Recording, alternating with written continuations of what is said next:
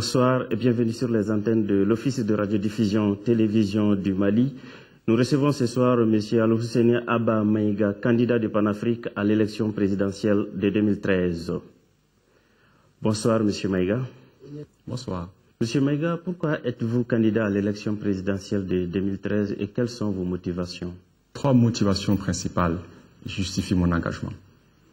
Premièrement, la mobilisation générale, spontanée et énergique de notre génération qui a décidé de prendre ses responsabilités, qui a décidé de s'assumer et qui m'a choisi comme étant son porte-étendard. Deuxièmement, le fait que ma génération m'ait choisi comme étant son porte-drapeau est la suite logique de mon engagement militant. Depuis que j'ai commencé à m'engager, je n'ai pas chômé. Que ce soit quand j'étais au lycée, au service de l'Association des élèves étudiants du Mali, que ce soit après avoir initié le GRAIN, groupe de réflexion et d'initiatives nouvelles. Depuis que j'ai commencé mon engagement militant, je n'ai pas chômé. Pourquoi je n'ai jamais chômé? Je me suis toujours battu pour des causes que j'estime justes. Parce que tout simplement, j'ai un amour profond pour ce pays. Et toutes les fois où j'ai eu l'occasion de le faire, je me suis engagé au service de causes que j'estime justes. Aujourd'hui, briguer la magistrature suprême, pour moi, c'est avoir l'occasion de donner une autre dimension à mon engagement. C'est de monter en échelle. C'est de me permettre de me consacrer davantage à cette bataille que j'ai toujours menée pour l'épanouissement de l'homme malien, pour le bonheur de l'homme malien. Voilà les principales raisons qui justifient aujourd'hui mon engagement politique et le fait que je sois candidat pour les élections présidentielles du 28 juillet prochain. Alors, quels sont vos axes prioritaires pour sortir notre pays de cette grave situation sociopolitique et économique? Alors, nous avons pensé à 3 axes prioritaires. Premièrement, nous pensons que nous avons besoin de restaurer l'État à travers une refondation de notre armée. Notre armée a besoin d'être équipée, notre armée a besoin d'être formée, notre armée a besoin de renouer avec le moral. Nous allons mettre les dispositions en place pour que notre armée soit une armée capable d'assurer la défense de l'intégrité du territoire, une armée capable d'assurer la souveraineté nationale. Deuxième chose, concernant la restauration de l'État, nous avons pensé que l'administration, la puissance administrative doit être présente sur toute l'étendue du territoire malien. Et deuxième axe prioritaire que nous entendons mettre en œuvre, c'est l'édification d'un tissu économique garantissant les bases d'une économie fiable. Et pour ce faire, nous allons nous attaquer à l'agriculture. L'agriculture, comme chacun le sait, occupe 80% de notre population active. L'agriculture représente à peu près 60% de notre produit intérieur brut. Donc pour nous, cette agriculture doit bénéficier de l'accompagnement des pouvoirs publics. Cette agriculture doit être mécanisée, cette agriculture doit être diversifiée. Il faudrait absolument que notre agriculture s'affranchisse des aléas de la saison. Il faudrait que nous puissions mettre en œuvre une politique nous permettant de valoriser notre immense potentiel hydraulique. Nous avons besoin de l'eau, nous avons besoin de mettre en place un système d'irrigation.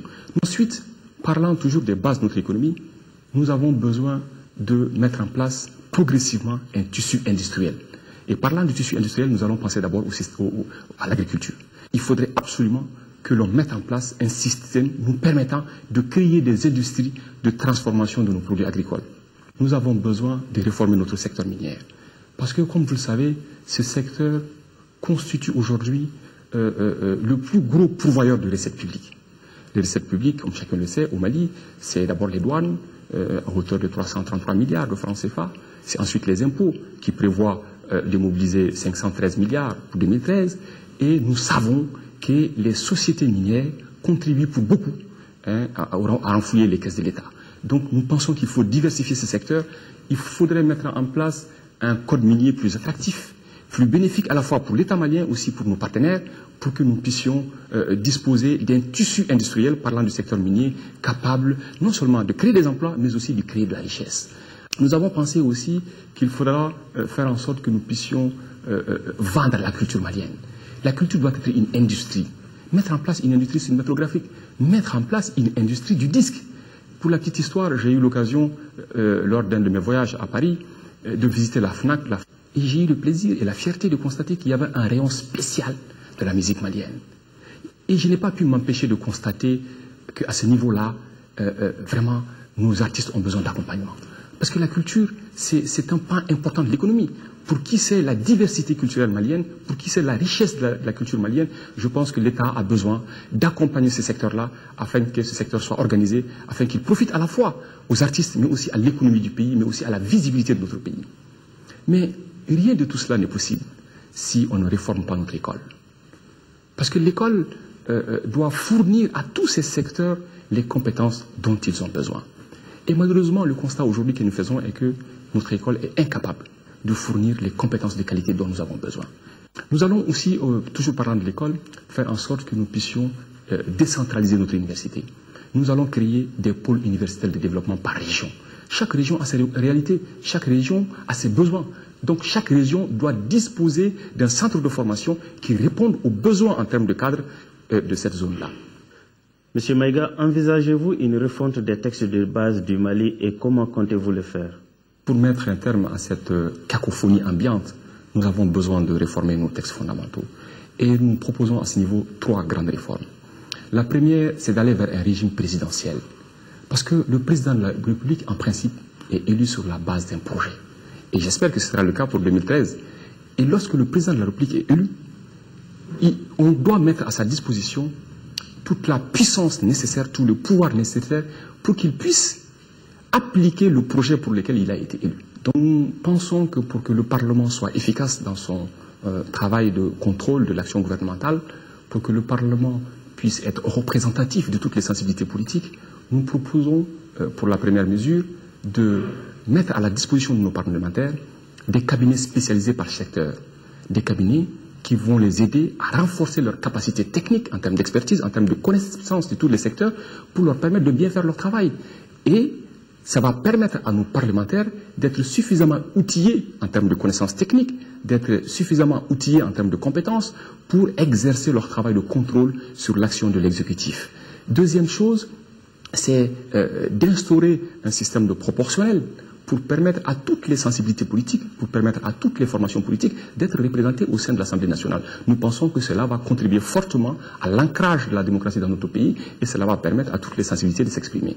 Troisième mesure que nous proposons, c'est de mettre une disposition spéciale dans notre Constitution qualifiant de crime imprescriptible et passible d'excommunion toute tentative de mise en cause de notre intégrité territoriale. Toute personne qui oserait mettre en doute ou en cause notre intégrité territoriale sera considérée comme un criminel. Monsieur Maïga, votre mot de la fin? Mon mot de la fin, c'est 3 mots. Le premier mot sera adressé à nos autorités. Je voudrais d'abord les féliciter pour leur combat quotidien pour un retour rapide à la normalité constitutionnelle.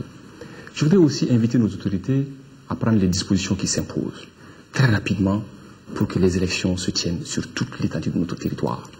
Nous pensons que tous les Maliens, y compris les Maliens de Kidal, ont le droit de pouvoir voter librement. Et nous invitons nos autorités à prendre toutes les dispositions pour que ces élections-là soient les plus crédibles possibles, les plus transparentes possibles. On nous a dit qu'il n'y a pas d'élection parfaite, mais nous souhaitons que ces élections soient les moins imparfaites possibles. Deuxième chose, je voudrais m'adresser aux femmes du Mali. Les femmes qui ont toujours été marginalisées, qui sont toujours restées en marge du processus démocratique. Je voudrais inviter les femmes, cette fois-ci, à s'impliquer activement pour participer au changement. Elles ne doivent pas rester en marge de ce processus. Elles sont partie intégrante de notre nation. Elles doivent s'impliquer en sortant massivement cette fois-ci pour voter, pour sanctionner 20 ans d'arbitraire, pour sanctionner 20 ans d'injustice. Mon dernier mot s'adresse à la jeunesse du Mali. Je voudrais que la jeunesse comprenne qu'elle constitue un point important. Je voudrais que la jeunesse comprenne qu'elle n'a pas d'autre choix que d'assumer ses responsabilités. Je voudrais que la jeunesse comprenne que 2013, c'est un tournant décisif de l'histoire de notre pays. Il faut que la jeunesse comprenne que le changement, c'est elle. Et qu'elle doit forcément s'impliquer pour que ce tournant-là soit un tournant générationnel, pour que ce tournant-là, définitivement, rompt avec une vingtaine d'années d'arbitraire, d'injustice, de corruption, de népotisme. Il faut oser. Il faut oser s'assumer. Il faut oser s'engager. Il faut oser prendre ses responsabilités. Ce pays est le nôtre. On dit souvent que la jeunesse, c'est l'avenir. Mais pour nous, l'avenir, ce n'est pas dans 10 ans. c'est le 28 juillet prochain. Merci, M. Maïga.